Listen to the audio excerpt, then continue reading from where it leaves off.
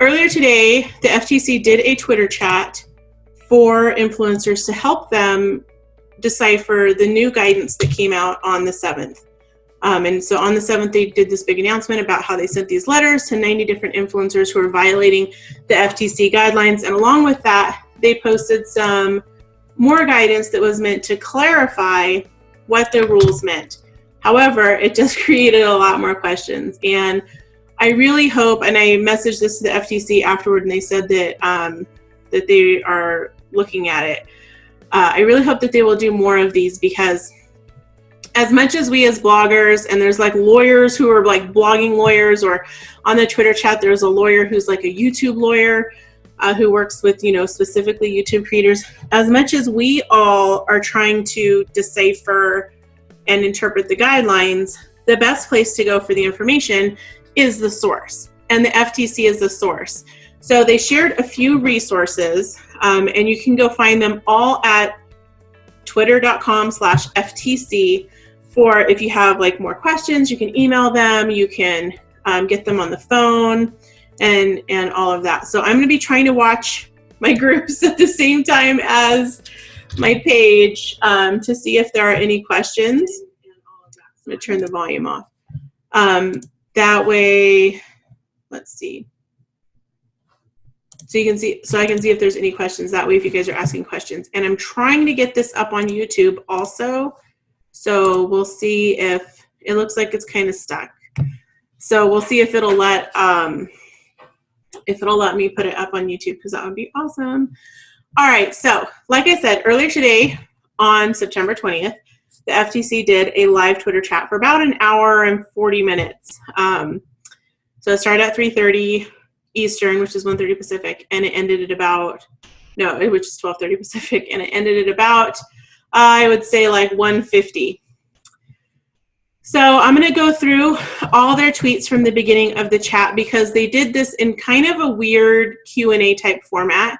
And I thought, you know what, instead of having to go through and try to read all of this, it might be easier just to watch a video where I talk through all of the different stuff that they talk about. So on September 7th, they announced their first ever complaint against social media influencers.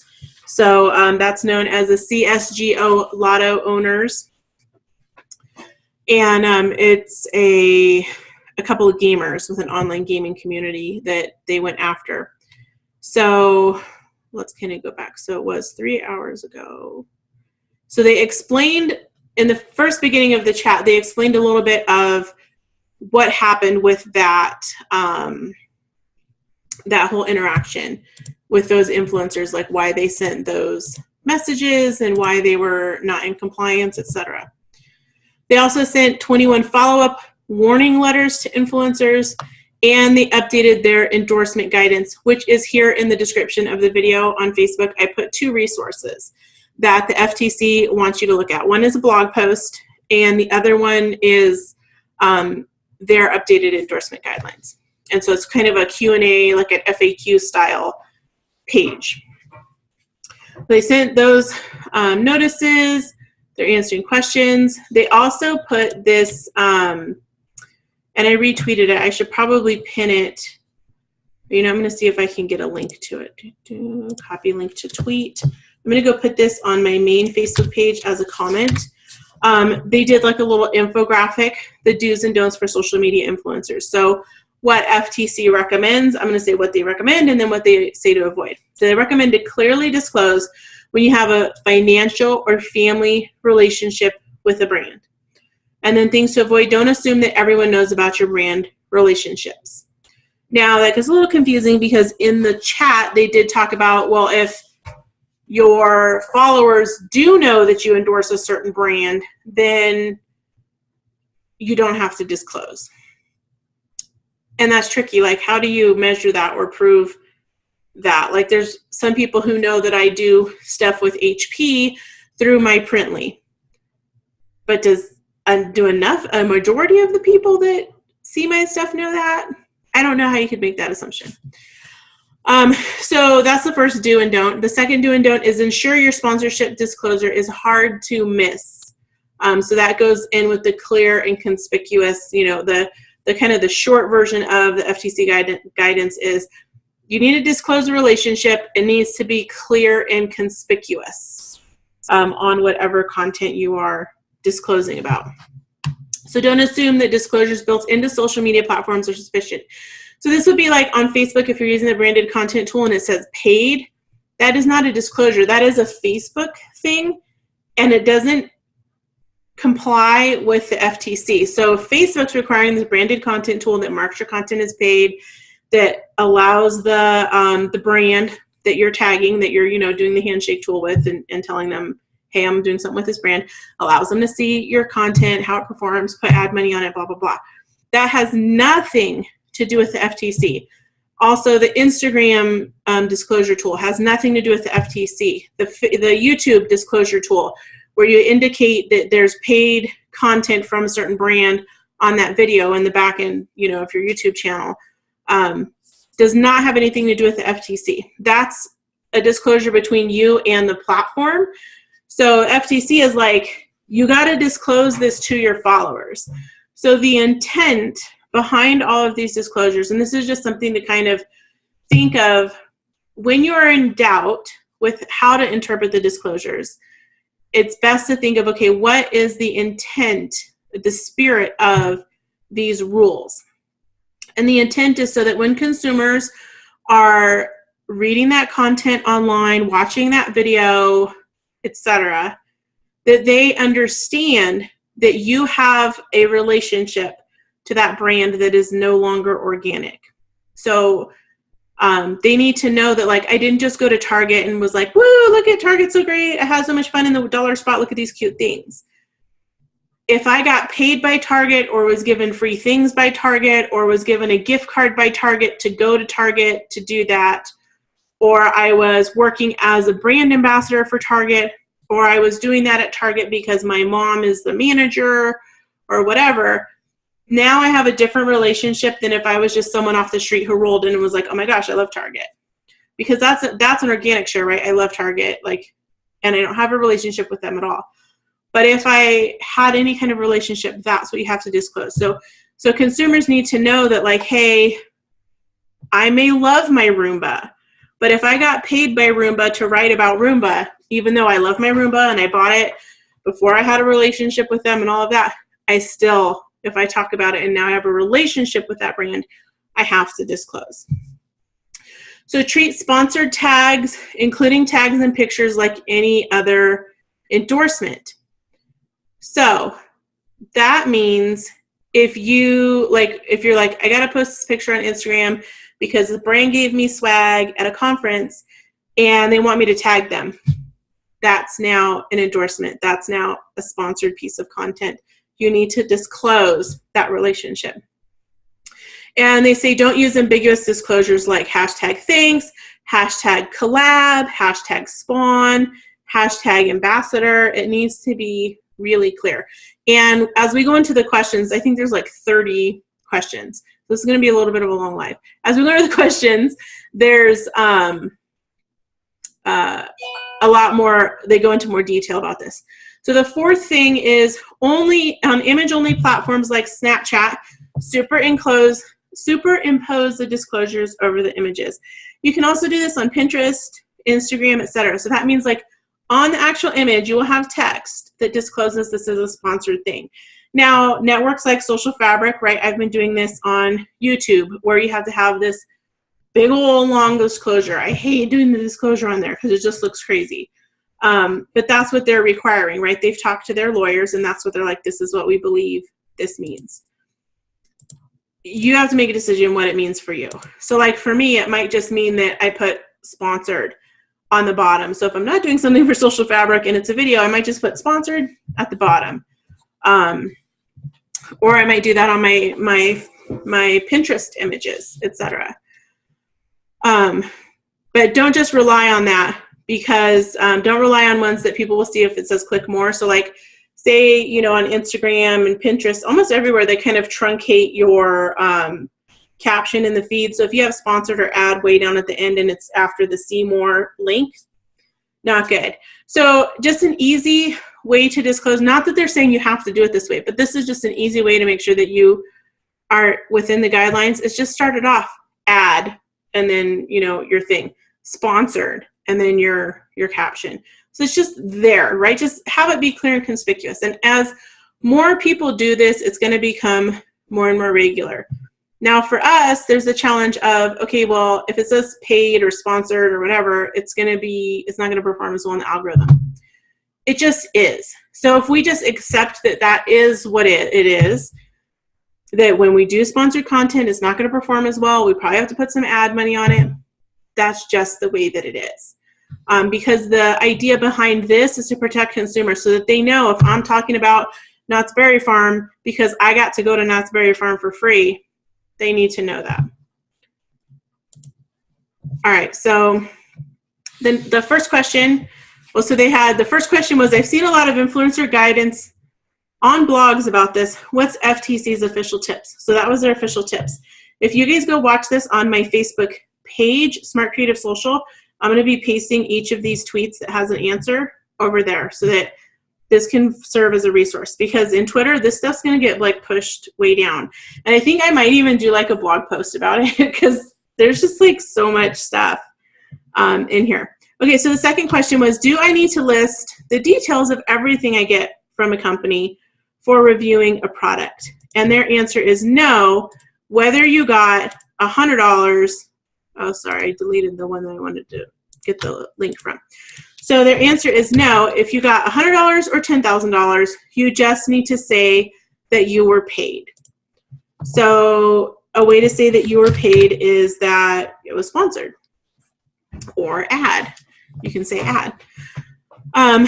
So let's go to question 3. As an influencer, I often use #ad to disclose brand affiliation. Is that sufficient? So they said if it's on Twitter, it's sufficient. But if it's mixed in with your links and your handles and other hashtags, and it's not easy for people to see at a glance, then they might just skip over all the clutter and they're going to miss it. So then you're missing the spirit of the rule, which is they need to make sure that the influencer or that the consumer knows, hey, there's this relationship. So again, if you just put ad right at the beginning or sponsored right at the beginning, you can just save yourself a lot of grief. That's not what they're telling you to do, but I'm just saying for me in practice, it's just easier to do it that way. So I'm going to go paste this link now down in the comments for you. All right, so the next one is, and then also if it has multiple links and multiple hashtags and it's all mixed up, you don't want ad like kind of tucked in there. All right, question 4, how can you make a disclosure on Snapchat or in Instagram stories? So they're saying superimpose a disclosure over images on those platforms. It should be easy to notice and read in the time that your followers have to look at the images. So that means that you would use like the text overlay tool in Instagram or Snapchat. And another additional way to disclose would be to verbally disclose on top of that. So you could say like, you know, this story is sponsored by so-and-so or whatever. You could probably say it in a better way, like, oh my gosh, I'm so excited. Disneyland gave me tickets so that I could come here and check it out. Like, that's a disclosure. And then on the screen, you would have a text overlay that says something like sponsored or ad or something like that. Just to make sure that it's very clear to people that you didn't buy those Disneyland tickets, they gave them to you. And again, they don't need to know if you just got the tickets for free or if you're getting paid to be there. They just need to know that there is a relationship between you and the brand, and then what that relationship is. So there's the sponsor relationship, and then there's the affiliate relationship. So with the sponsor relationship, you're getting compensated whether or not they look at it for the most part. With the affiliate relationship, you're getting compensated only when they click and buy something in a certain amount of time. So you still want to disclose that relationship, but you just slapping ad on it isn't sufficient because that's not what the relationship isn't an ad, it's an affiliate relationship. Okay, but they'll get into that a little bit more later. So question 5, I'm an influencer. Whenever I mention or tag a product, do I have to say if I got it for free or paid for it myself?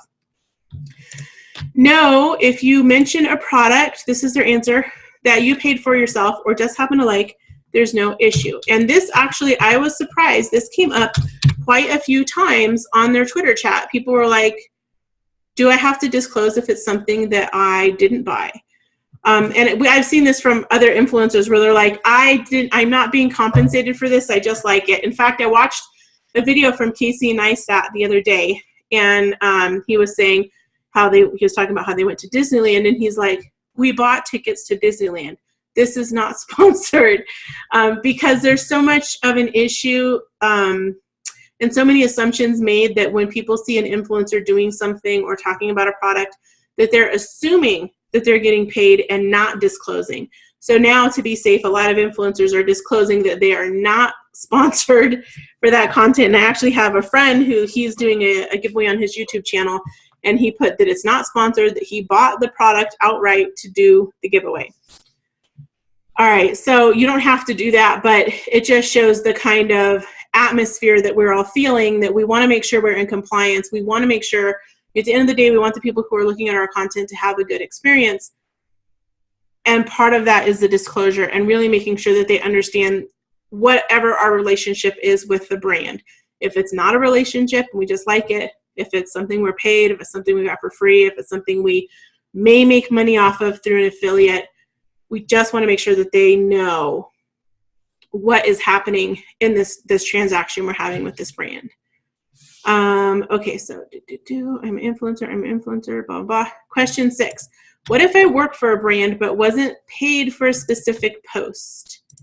So they're saying you should still disclose that connection with the brand. So for example, I'm an ambassador for a couple brands, and some of those, they pay us per month for content that we create, blah, blah, blah.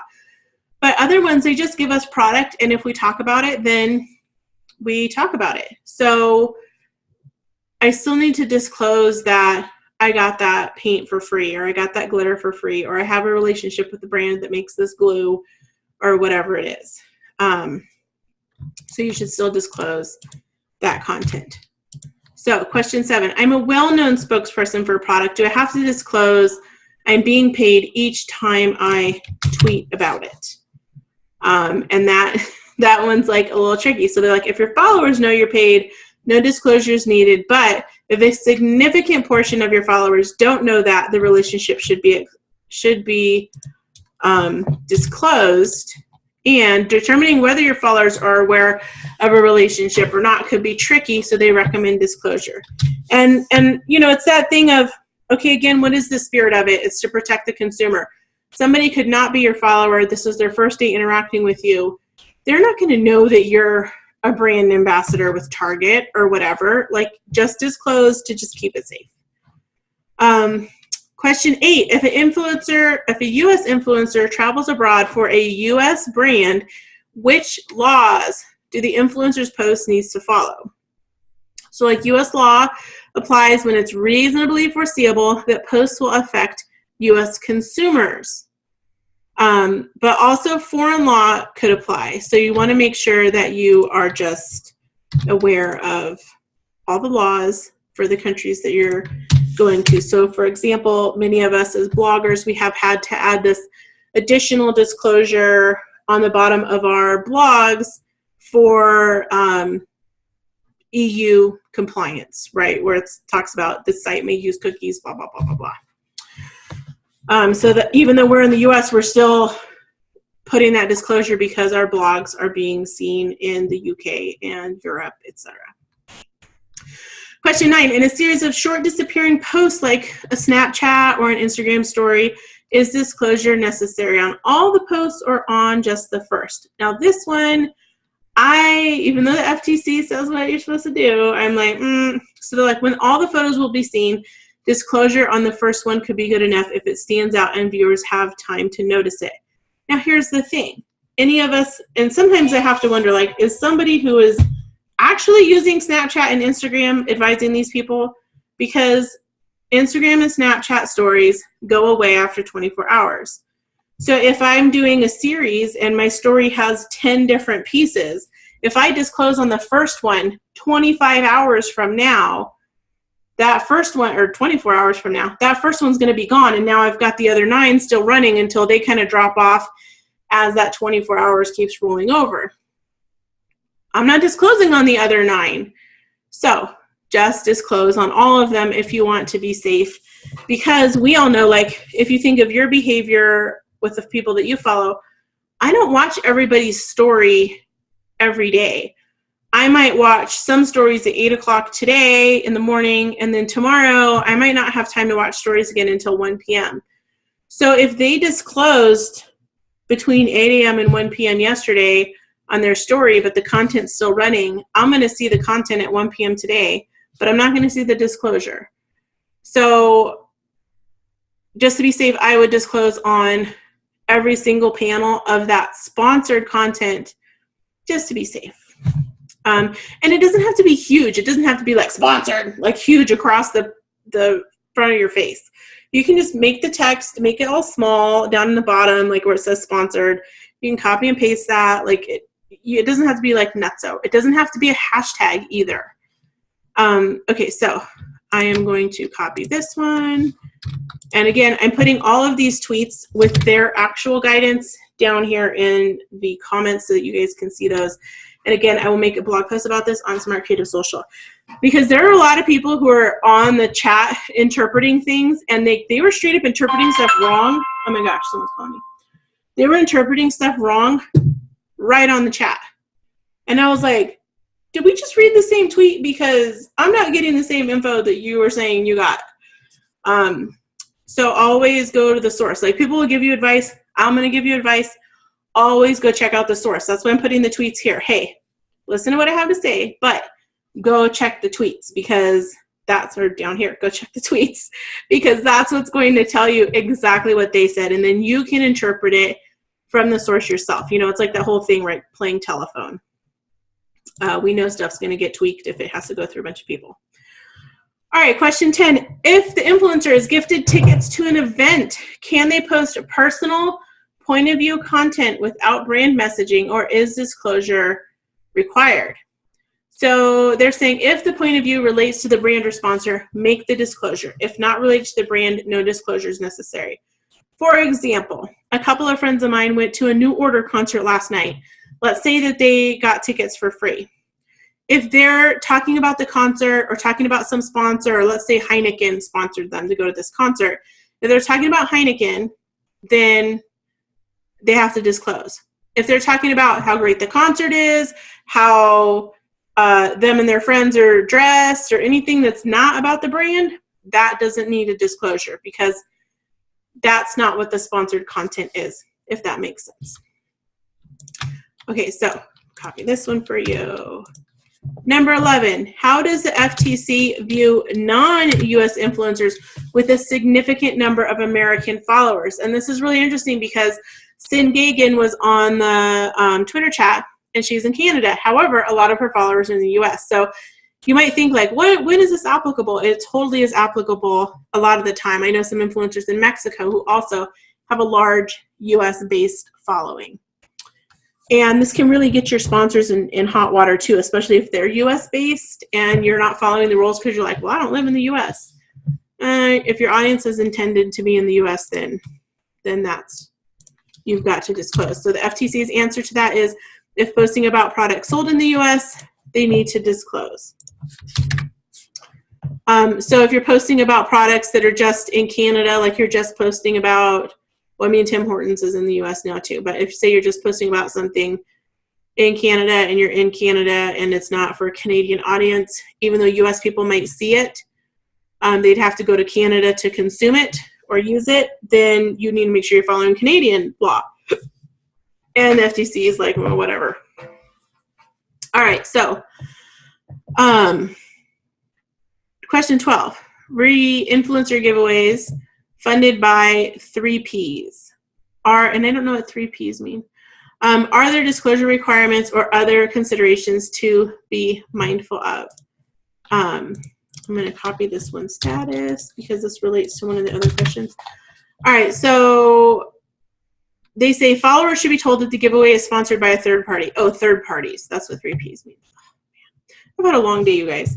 All right, so this is like if you guys are doing a giveaway of an iPhone and Apple gave you the iPhone, but your giveaway is to promote Disney World, for example.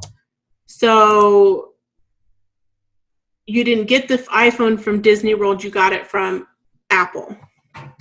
So you would still need to disclose whoever's funding the giveaway. So basically they want to make sure that the followers know that you are not buying the iPhone yourself to give it away. Now, if you are buying the iPhone yourself to give it away, then you don't need to disclose. However, I've seen, again, that opposite disclosure where they're like, I bought this iPhone for you to give away. It's not sponsored. So you can do that too if you just want to make sure that people aren't looking at it going, oh my gosh, she's giving away an iPhone and she didn't disclose, because that assumption happens a lot. All right, question 13. Can an image be used for disclosure rather than text as long as it appears before links and ads? Oh, I don't like their answer for this because this one really sucks.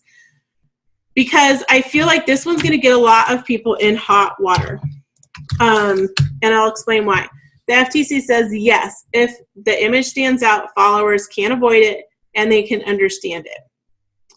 It's making a lot of assumptions.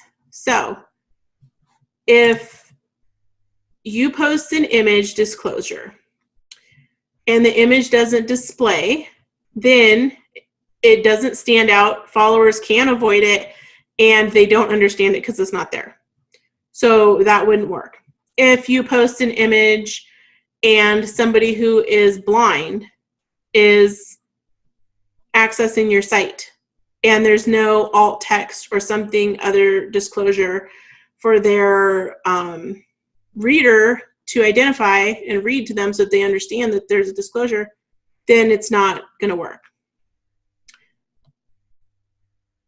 Because of all of, and also if it's in another language, if your disclosure is in English, but let's say you have a large Hispanic following and it's not another disclosure that's in Spanish, then how are you compliant? So I feel like this is one of those things where it's like, yeah, you can use an image if it fits all these criteria. And somebody else on the chat brought up this idea of people have like image blockers and things like that to try to make sites load faster. So what then if your image doesn't show? How are you compliant? So I really did not like their answer about that, because I feel like that's going to get people in trouble, because people are going to read that and go, yeah, the FTC said I can have an image disclosure. And no, that's not what they said. They said you can have an image disclosure if it meets these criteria. Well, there's a lot of conditions where no matter what you do, it's not going to meet those criteria. So at a minimum, if you decide to do an image, have a text disclosure. At a maximum, have an image and a text disclosure. Or let's save ourselves some work and not make a graphic and just put the text disclosure, because people like understand that. Unless your intention is, well, I want the image so that it's really prominent and people understand. So then I would do the image and the text.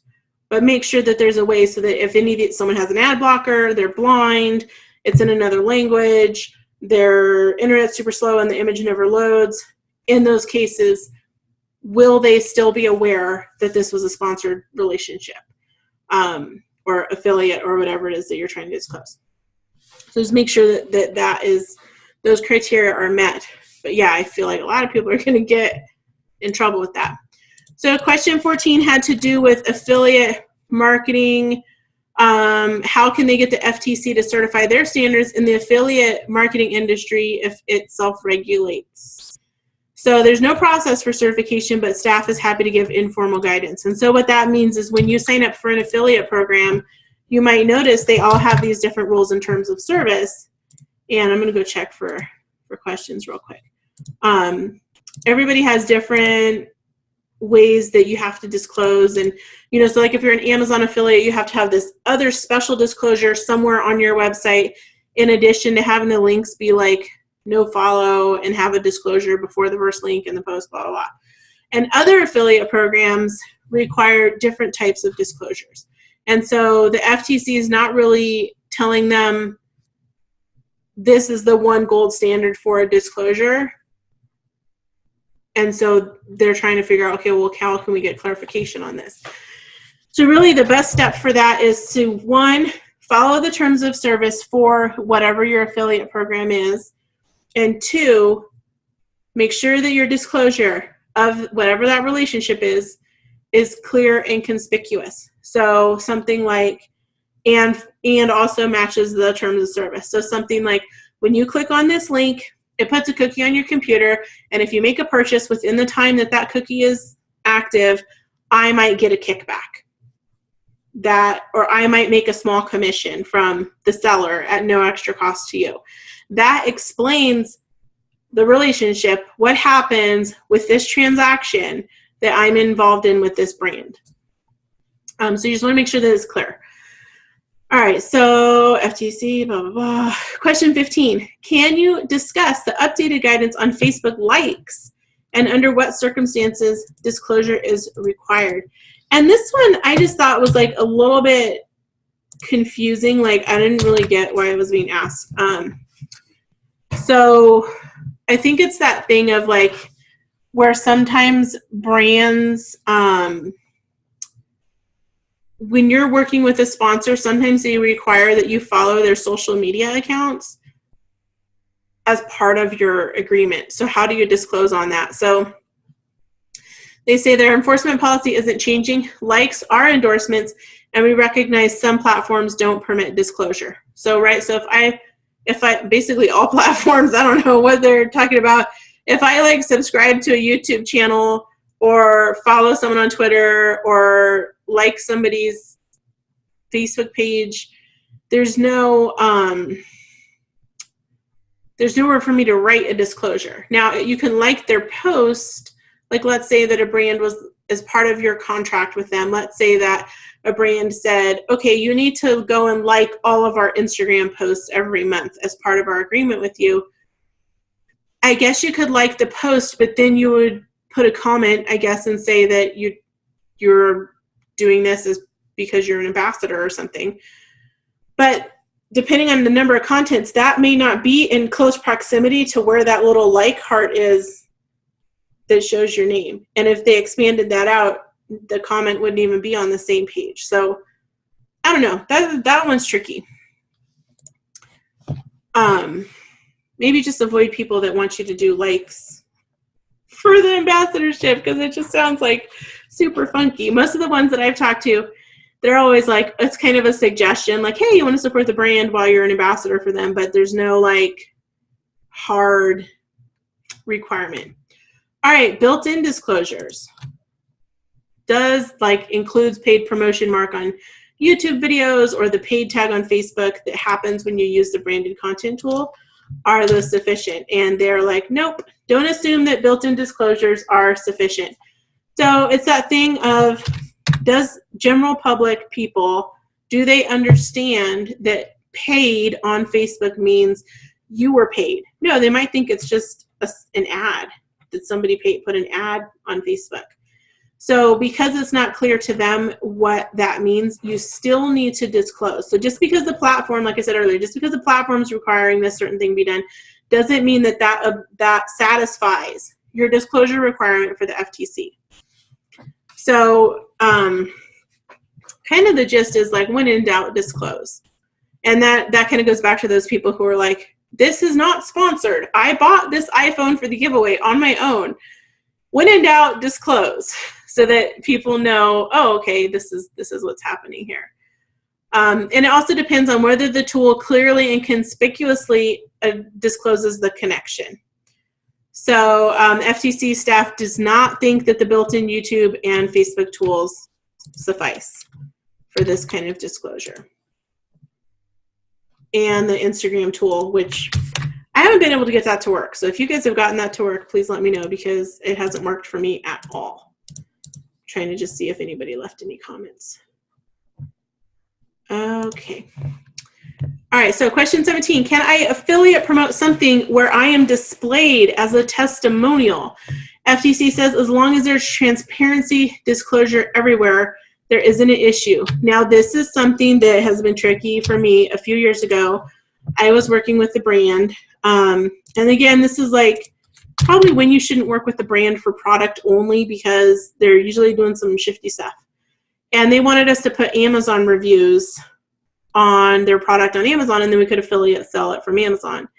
And Amazon, you can't really do like paid reviews. Or there was one where it was like on Home Depot, and Home Depot Home Depot or Lowe's has like a box or something that you have to check that says like that you weren't compensated for doing the review. So yeah, that stuff is shifty. If you're going to do that in the review, you need to say, I got the product from them for free, or disclose what that relationship is. I was paid to put this testimonial on here, which again, like, why would a brand do that? That sounds like super shifty. All right, affiliate and influencer marketing can overlap. This is question 18. At what point would the FTC look at an affiliate as an influencer? And their answer is, we advise disclosing affiliate relationships like a review with an affiliate link. So whether you're posting the content as an affiliate, you're usually an influencer. At that point, you're using whatever trust you have in your audience to get them to purchase this or try or consider this product. All right, so there are anonymous websites set up by affiliates, and then they're more like an advertiser at that point, but the affiliate relationship still needs to be disclosed, and that's usually coming from the affiliate company, not just the FTC at that point. Question 19, if an employee brand ambassador using corporate social media account adds ambassador, hashtag ambassador to the post, is that an appropriate disclosure? And they're saying hashtag ambassador is ambiguous and not good enough. So they're not sure why a post from official corporate account would need any disclosure. And I can see where the confusion with that comes in. So when we have like Instagram takeovers and things like that, you're creating the content for the brand. So that is sponsored content. You were paid to be on there. But the understanding is anything on that corporate or business account is paid, right? Because they're promoting their brand. So that's where I think it could be confusing, because you could feel like, well, I was compensated to be here posting content for them on their channel on their behalf. You're still leveraging your influence for them. So again, FTC says, you don't really need to disclose because like it's kind of clear. But if you do disclose, make sure it's clear. So just say, I'm doing a takeover, I was compensated, or something like that. Question 21, a company sends something, hold on, I skipped question 20. All right, if I post an affiliate link to a web page that has nothing for sale yet, do I have to disclose the affiliate relationship? And the answer is yes. So because affiliate links, and this, they don't go into this, but affiliate links work with cookies. If the cookie is still going to be active on their computer by the time something's being sold, you need to disclose because you can make money off of them. All right, question 21. Company sends something for free, no demand to post, and no pay. If you post because you like it and use it, is that an ad? Yes, it's an ad. They send it to you because you're an influencer or because they want you to review it. And this is kind of like a little bit of a cruddy thing, because a lot of us in the craft industry, we get all kinds of stuff for free. Like you'll be at the trade show and they're like, here, you want to try some glue dots or something? And you're like, all right, cool. If you post about it, the understanding is that they're giving it to you because you're an influencer. They're not just giving it to everybody, unless they're giving it to everybody that walks by. But that's still under the assumption that you are going to do something with it that benefits their company, whether that's teach a class with it, or share it on your YouTube channel, or make a project on your blog with it, or if you're a store owner, you're probably going to order it. You don't have to disclose in that point because you're not using your influence, but the company is giving it to you because they're going to get something out of it. So you do need to disclose if you share that online. So now, then they just had another question, advice about disclosing on Pinterest. They said a superimposed disclosure, or, and this is key, or one in the description could work. It needs to be clear and conspicuous. So again, you could just start your caption with ad or sponsored, this super cute Halloween costume DIY, blah, blah, blah, like whatever you're going to say is in the caption. And, or you can put sponsored or something like that right on your image as well. If I was to change anything about how I'm disclosing on Pinterest right now, I would just do both. I would put it on the image and I would put it in the caption because people can always like delete the caption. Is anyone requiring that you do that right now? No, nobody's requiring that. So again, that's up to you. And FTC says either or. So either in the picture or the image or in the caption, make sure it's clear. All right, question number 22. Do I need to disclose on my Facebook ad that my blog post has affiliate links, or is the disclosure on the blog enough? The blog itself is probably good enough. Now, I'm going to take this to mean that same thing for sponsored posts, right? If I did a sponsored post and the brand paid me to do 5 posts on Facebook, I'm going to disclose on all 5 posts I do on Facebook because I was paid to do those posts. But if I'm sharing about the blog post later on and another Facebook post in a year, I'm not going to disclose because that Facebook share was not paid. When they click to the blog, that's when they're going to see the paid content, and my disclosure is going to be right there on the top. So you're covered because you're disclosing the relationship. So I'm going to take this question number 22 about affiliate to mean the same thing as a blog post. Question 23, is hashtag ad the preferred disclosure to follow FTC guidelines and regulations? They're like, hashtag ad is great if, and they put capital letters, if it's placed where it's hard to miss. So again, I don't like using hashtag ad, especially on Instagram. Why use up a hashtag if you don't have to? I just put ad or sponsored right at the front. I try to put it in all caps. You can put it in brackets or something so that it's just very clear to people who are reading it. Oh, this is an ad, and they understand it because that is what the spirit of the rule is. Question 24, if an influencer doesn't heed a brand's written advice regarding disclosure, how is FTC likely to react to the brand? So they're saying the brand should monitor and follow up, but if the influencer doesn't listen and they are dismissed / fired, then that's all that the brand can do. So you've got to show, if you're a brand, that you are making a reasonable effort to enforce these rules. And I think if you have your emails and that kind of thing, you're like, hey, we emailed them 4 times, they didn't do the disclosure, there's nothing else you can do. Now the onus falls on that influencer for not following the rules because they are aware, and ignorance is not an excuse. You can't say, well, I didn't know. No, you can't say that. Like, this is part of the thing with being a blogger or influencer or YouTuber or whatever you're doing online, where you're leveraging your influence to do something, or you're leveraging your influence to make money. You need to be disclosing. Okay, so, and it's a business, so you can't just be like, well, I didn't know I was supposed to pay taxes. Well, I didn't know I was supposed to do whatever. You can't just say that. Because regular business owners, and that's the thing, we've got to think of ourselves as regular business owners. Somebody owns a store. I remember this lady, she owned a scrapbook store. And she had just opened it. She had pulled out all the equity out of her house, bought this scrapbook store, stocked it with stuff, and was struggling to get by because it was right before the whole downturn in the economy. And this one day, the fire department came into the store, and they were like, okay, well, we need to assess your square footage and look at your this and that and count how many fixtures you have because there's a tax on the number of fixtures you have. And she was like, what? I had no idea. And so they're like, doesn't matter if you're ignorant about that we have a tax on fixtures in your store. That is what it is. That's the law. So you got to pay it. You can't just be like, well, I didn't know. All right, so can they just use the word ad without the hashtag? That's question 25. Again, it must be visible and hard to miss. So put it in all caps, put some brackets or punctuation and things around it to make it so that that's a lot easier for people to see. Question 26. On options outside of hashtag ad and paid, is there a definitive on whether hashtag XX partner or similar suffices versus is stronger?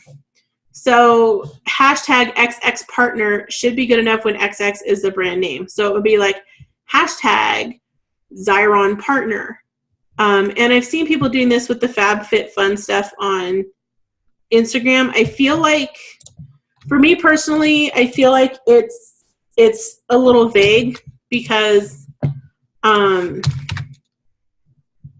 regular everyday consumers might not understand that that means that there's a relationship. So in that case, I wouldn't be like, oh, well, I put Mazda partner, I'm fine. I'd be like, no, this is sponsored. So that's just what I would do, but they're saying it's okay.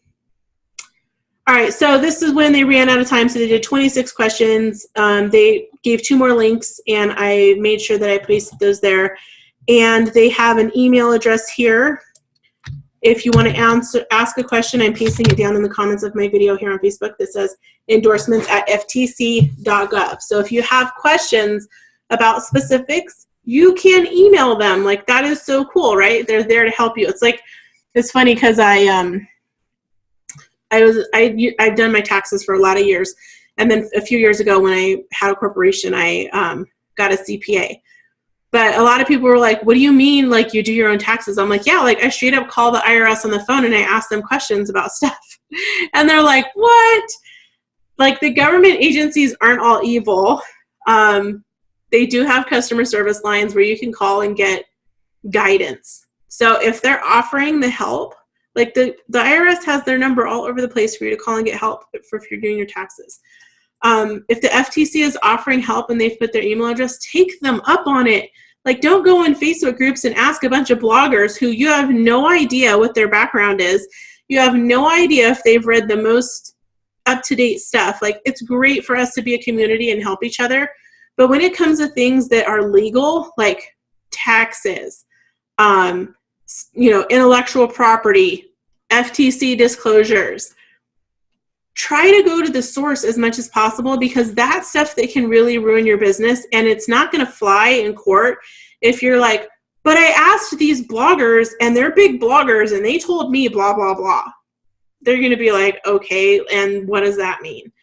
So if they're offering this resource, like, take them up on it, add it to your email address book and be like, I don't know about this. Let me email the FTC real quick.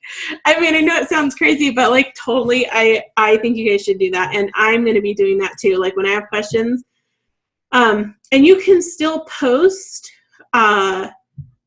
those questions in the groups. And you could even say something like, I've emailed the FTC for an answer, but I want to see what your guys' experience is about it. Because when we have these conversations, and you guys have probably seen this too, in groups, like, this comes up like every couple months in like every single blogging group I'm in about disclosures. And as we talk about it and new people are coming into the mix, more people become aware. We make our community stronger as business people as we're aware and we share this information. But we also make this become a more commonplace thing. If you think back to 5 years ago, now FTC guidelines have been, for .com disclosures, have been in place since before the 2000s. I want to say 1993 was the first one, or 91. I mean, it's been a long time. So it's not new, but it feels new because the practice of disclosures hasn't been as commonplace. As we make it more commonplace, it's going to be something that consumers just see and understand. And as all of us are following these rules, it's going to make it easier for all of us to do our jobs. So that when you have a disclosure at the top of your blog saying, this post is sponsored, you don't have people freaking out and being like, you're a sellout, blah, blah, blah. It's like, everyone has sponsored content because that's how we make money, or one way to make money. So it helps everybody as we have these conversations. But again, try to get information from the source. And if you email the FTC and you get some guidance from them, copy and paste that email into a group and be like, hey guys, I asked this question. Look what they said, because that's going to help all of us. All right. Thank you guys so much for watching. I'm going to go post this on YouTube too, because apparently it didn't work from Zoom. I'm using, for those of you that want to know what I'm using Zoom, their webinar service. It costs $54 a month, but it allows you to record your live on your computer. So like if I was doing screen shares, which I probably should have done while I was talking about some of this, but it allows you to do screen shares and go back and forth while you're on Facebook Live, etc. You can share it to Facebook Live. You can share it to your Facebook Workplace, which is new. I just saw that option today. And you can share it to your YouTube Live as well. So you could be streaming in these multiple places all at one time. So that's why I pay for that service. But if you were looking at something like that, that's how much that one costs. There are some other ones, but I'm by no means an expert. I just liked Zoom. It worked good, and so I paid for it. All right, thank you so much for watching. I hope to see you guys here again soon. If you have any questions, please put them down in the comment section. And I will be doing a blog post as a recap on this in the next couple of days. Thanks so much. Bye.